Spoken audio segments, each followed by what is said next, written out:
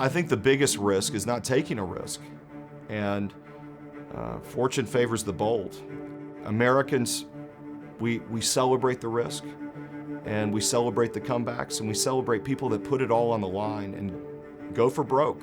And you have the opportunity, wherever you're starting from, whatever place, if you bust it, you hustle, you have the vision, you can turn it into as big as you want to make it. It's up to you.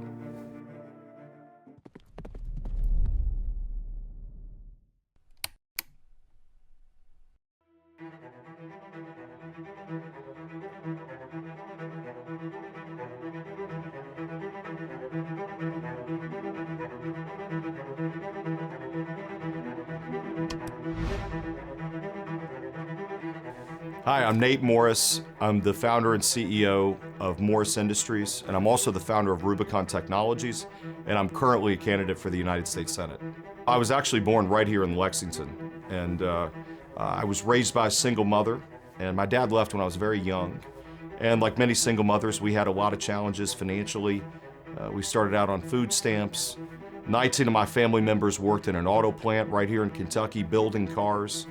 And my granddad ran the local union there, and so they gave me a really terrific home along with my mother. You know, my mother gave me so many lessons. My mother was a tough lady, extremely hard worker, and did everything she could to give me a great life.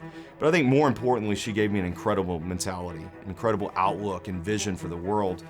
And she used to say, we may not have a lot of money, but thinking big is free, and you have total control over what you think about. And if you're gonna be thinking, you might as well be thinking big.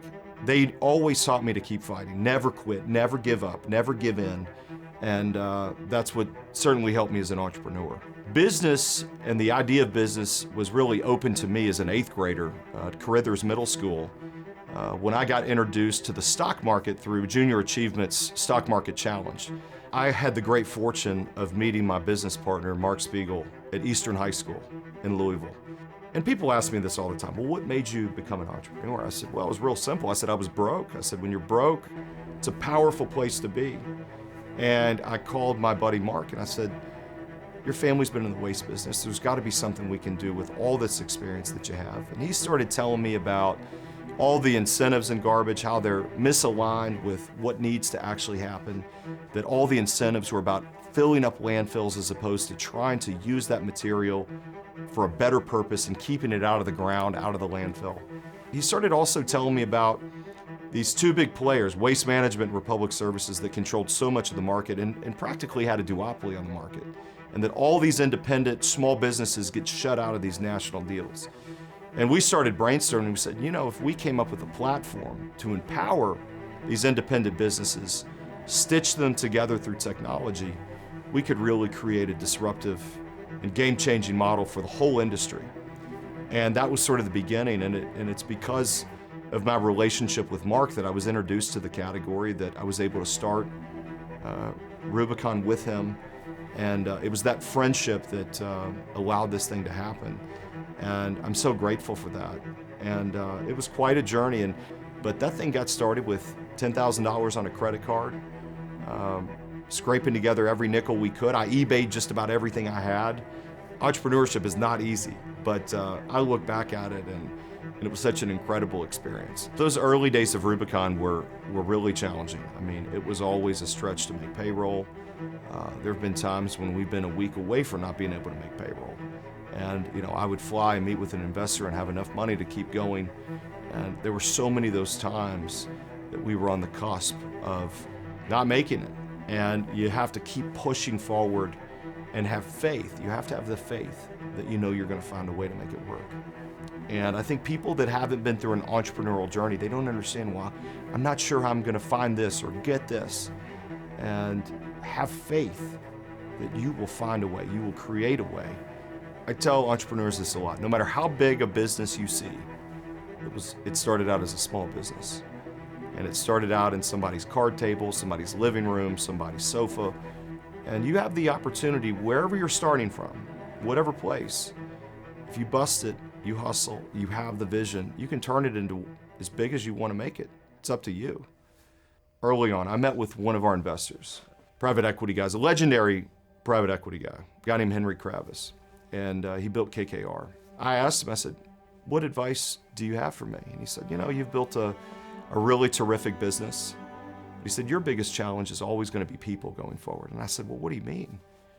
He said, people are always the biggest challenge in finding the right people to execute on the vision. And he said something really powerful. He said, I only do business with people that I like and people that I trust. Sometimes we make the wrong calls. There's always people that we said, how did we miss that? How did we hire that person?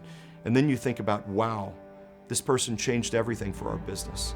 And as entrepreneurs, you kind of see both sides of that.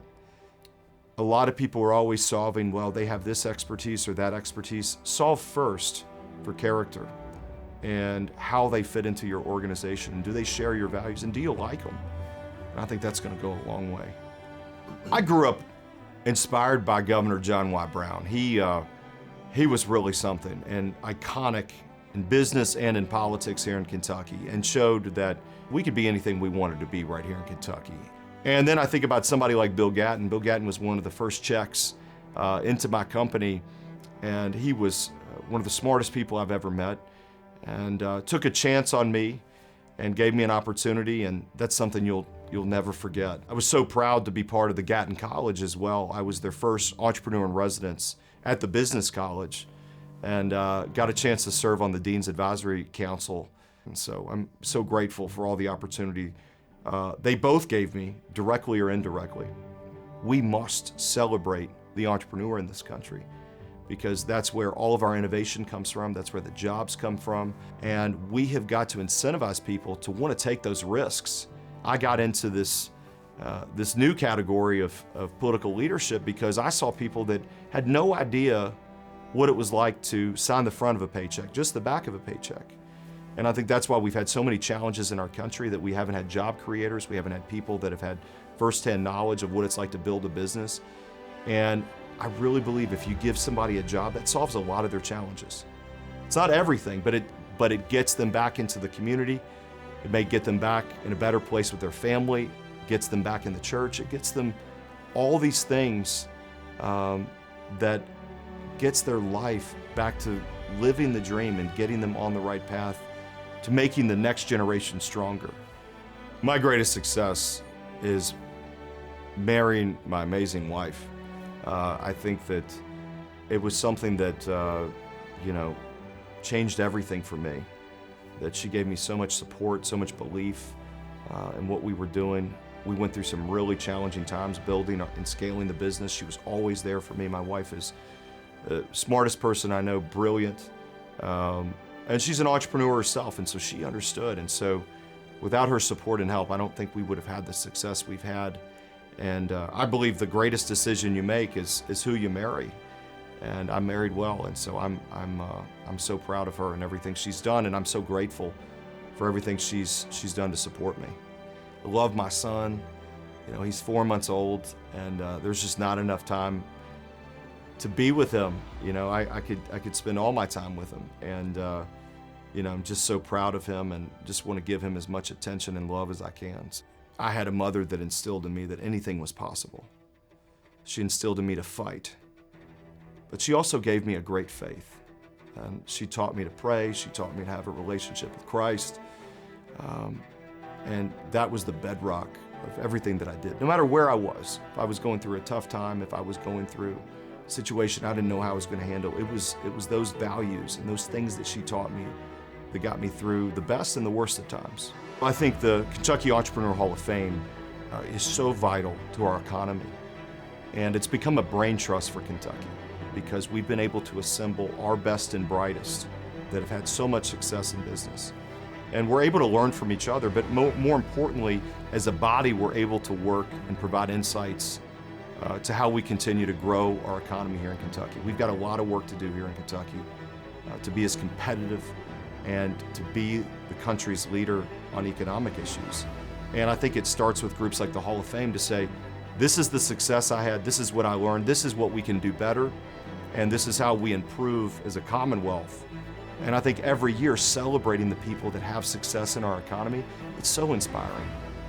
I'm very proud. I believe I was the only emerging entrepreneur that joined the Hall of Fame. Well, let me tell you, when I got that emerging award, I said, I know the next step, I know where I got to go after this. And it inspired me. And just even going to the Emerging Entrepreneur Hall of Fame event where I got that first award, I met so many guys from the Hall of Fame that helped me just from that award ceremony.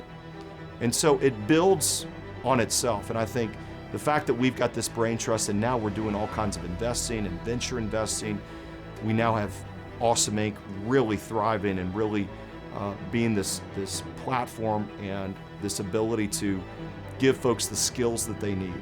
And these are things that are typically taught in places like Silicon Valley and New York, and we're beginning to build that ecosystem here in Kentucky, and I think that's so important. And I think it's going to have a dramatic impact on Kentucky's economy, and we need it. One of the reasons why I'm running for the United States Senate is we got to have people that know how to do deals, that know about commerce and entrepreneurship, and how to keep those jobs here, but also build from that and create more jobs as well, and actually have the first-hand knowledge of how to do that.